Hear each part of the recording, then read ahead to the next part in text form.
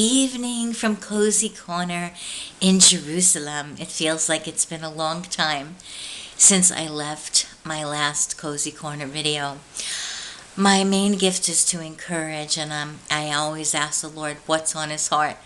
I tend to get my words a little bit tongue twisted at night when I'm tired, but it's when I'm the most relaxed and when the Lord brings some things that I want to share. First off, I want to talk about peace.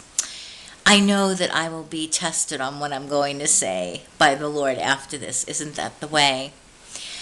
All the things that God allows to come into our lives, can we keep our peace in the midst of all of it? I feel like there's nothing more precious in the Lord than his peace that he brings upon us. And no matter what's going on, I could name several things in my life right now which, humanly speaking, could cause me to be very ill at ease.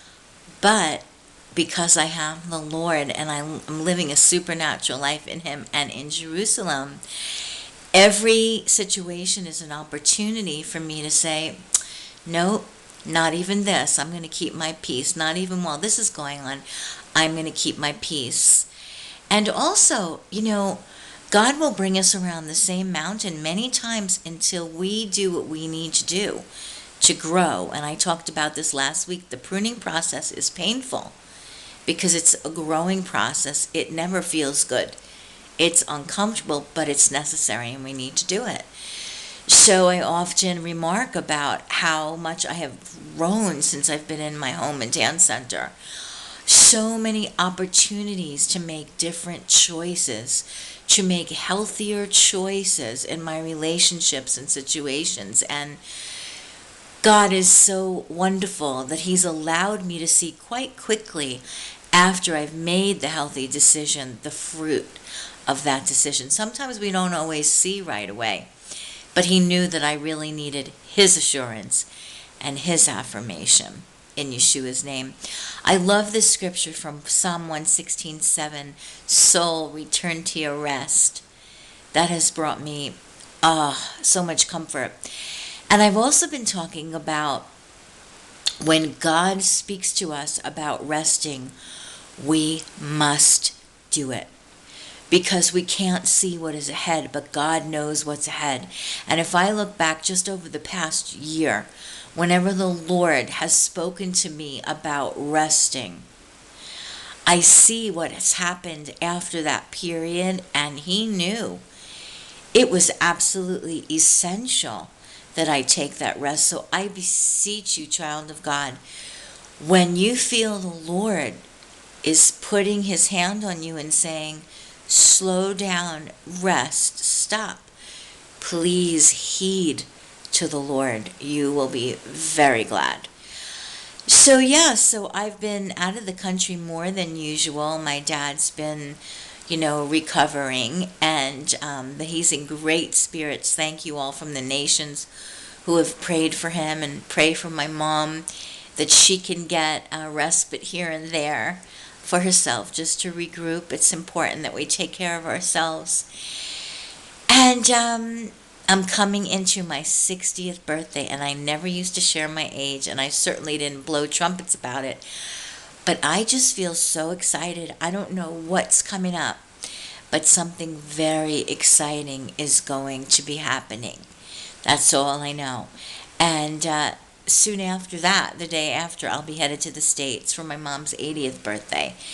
And so if the Lord should put me in your heart to pray for my travels and just for an amazing, wonderful healing time with my family, I would so welcome that. I've been kind of quiet.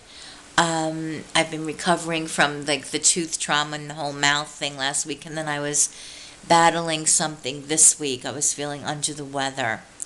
And so I'm on the mend. And I think it's really important to rest hard, but it's also important to exercise hard. Both are very important, and everything else that we have to do in between.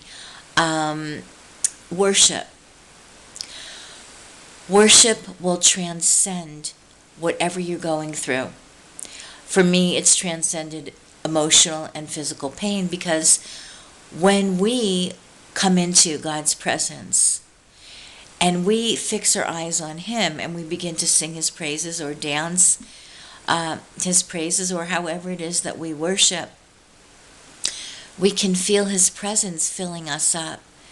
We feel the communion with the Lord. And that's why worship is the only answer, especially when we're struggling. Most especially, it will change everything.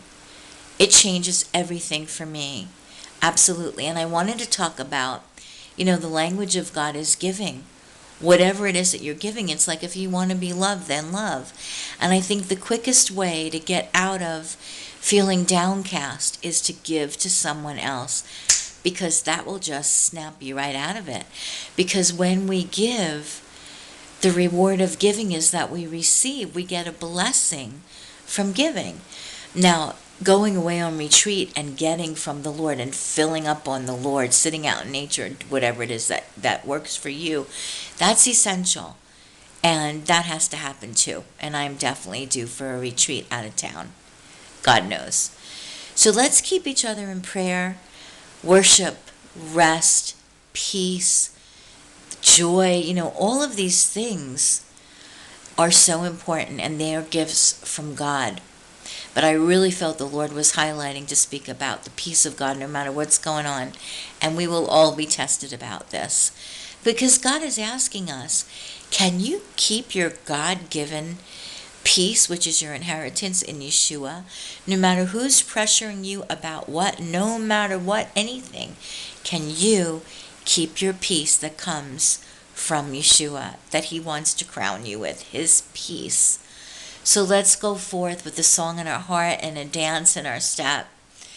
And remember that it is one step at a time, and every step is very important. Very important. God bless you from the city of the great King, Yerushalayim.